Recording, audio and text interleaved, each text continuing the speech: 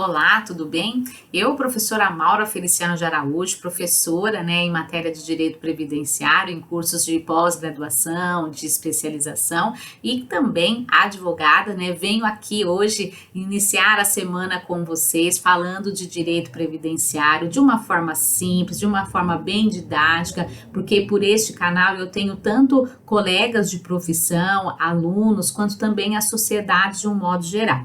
Eu estou associando os vídeos no YouTube ao tema que eu inicio toda segunda e toda quinta no meu perfil no Instagram, @maura.feliciano, e hoje, nos 5 minutos de dicas previdenciárias, nós conversamos um pouquinho acerca do salário maternidade. Lá eu disse a vocês que o salário maternidade ele tem um prazo de 5 anos para ser requerido e contém inclusive o exemplo recente do nosso escritório de um parto ocorrido em 2016 e que há poucos dias a gente conseguiu o pagamento do salário maternidade para uma contribuinte individual que dava por perdido essa proteção previdenciária, tá certo?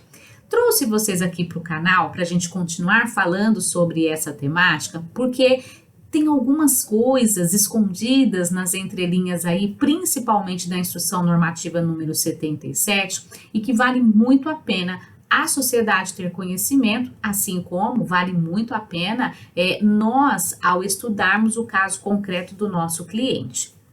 Bom, para esclarecer, salário maternidade, ele está previsto constitucionalmente, ou seja, o risco maternidade ele tem respaldo constitucional, tá lá, previsto, a emenda constitucional não alterou esta proteção social. Está previsto na Lei de Benefício da Previdência, a Lei 8.203, está regulamentado no Decreto 3.048, dos artigos 93 a 103, e a Instrução Normativa número 77 traz umas previsões, ou seja, normatiza, os atos do servidor de uma forma que cabe muito a nós entendermos aquela situação para, se for o caso, chamar a atenção do próprio servidor, da própria instituição em eventual negativa do salário maternidade.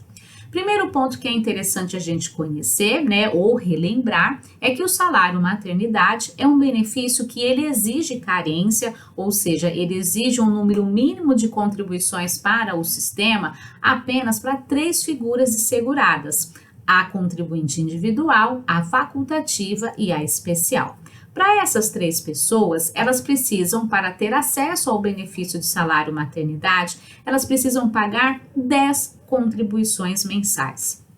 E as outras seguradas, Mauro, o que acontece com elas? A empregada, a doméstica e a avulsa, elas não precisam comprovar um número mínimo. Elas precisarão comprovar o quê? Qualidade de segurada. Então, se, por exemplo, Maura for contratada por uma empresa no 8º mês de gestação, Maura, no parto, terá acesso, então, por consequência do parto, terá acesso ao benefício de salário maternidade. Bacana isso, não é mesmo?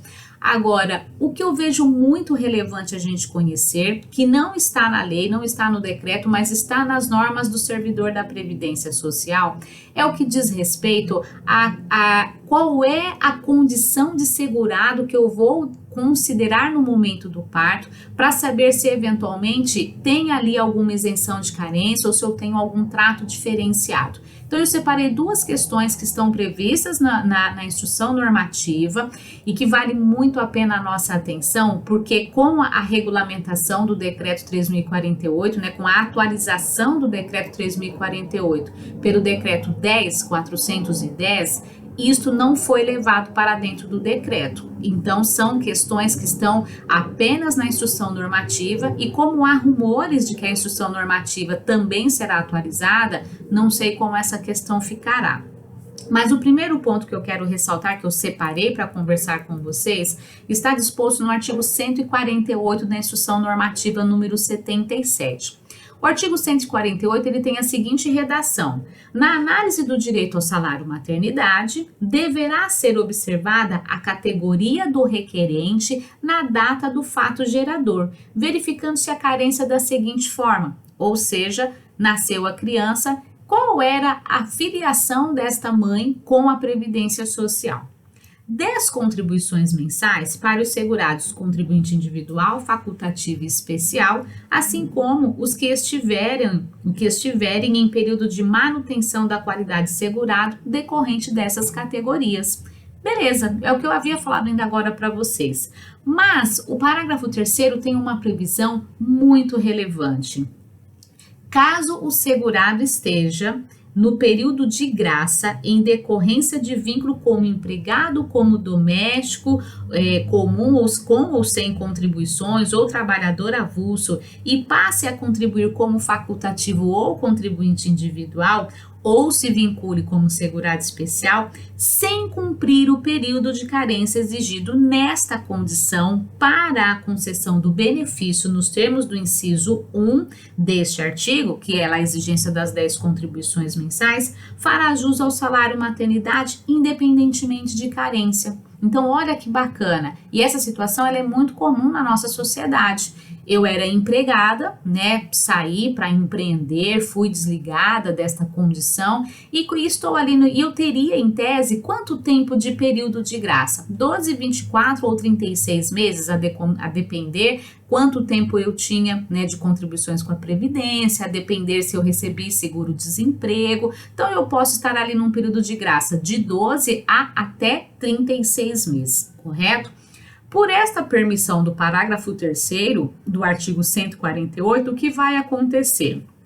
Se é assegurada, ela está dentro desses períodos de graça, mas está contribuindo com a Previdência Social como facultativa, como individual ou como especial, ainda que ela não tenha contribuído com as 10 contribuições como está prevista neste artigo 148, inciso 1, ainda assim ela poderá usufruir do benefício de salário maternidade. Olha que bacana, por quê? Porque aqui está sendo privilegiado a proteção social advinda de uma primeira condição, a condição de ter sido segurada e de estar ali num período de graça.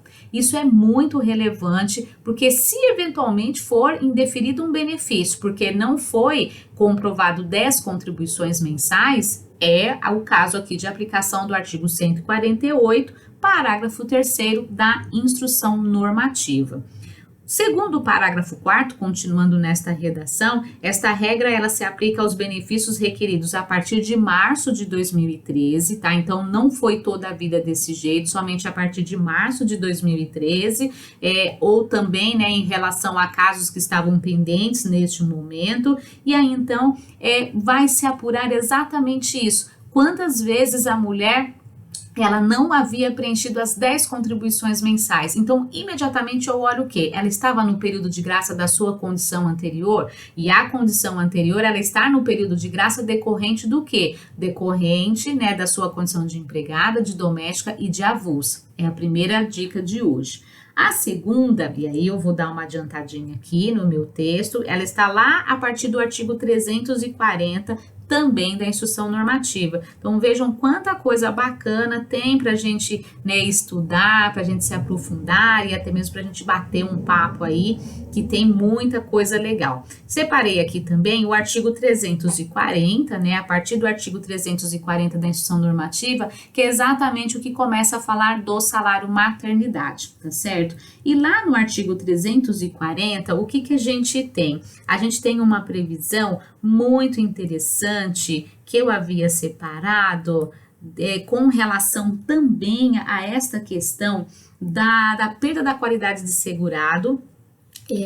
Se a perda da qualidade segurada ela acontece dentro daqueles 28 dias que antecedem o parto. Então, o artigo 340 é o que vem estabelecendo, né, as possibilidades de entrega do salário maternidade, tá certo? Será devido se a perda da qualidade de segurado vier a ocorrer no período de 28 dias anteriores ao parto, ainda assim será devido salário maternidade. Artigo 340, parágrafo 2º.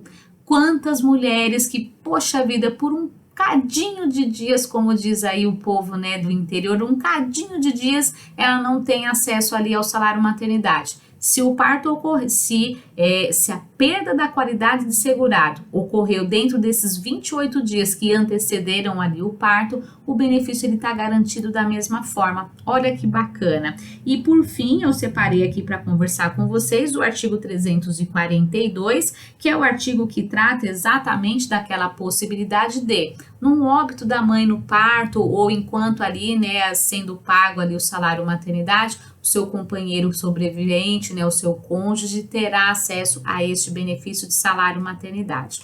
Gente, tem muita coisa legal para estudar no direito previdenciário.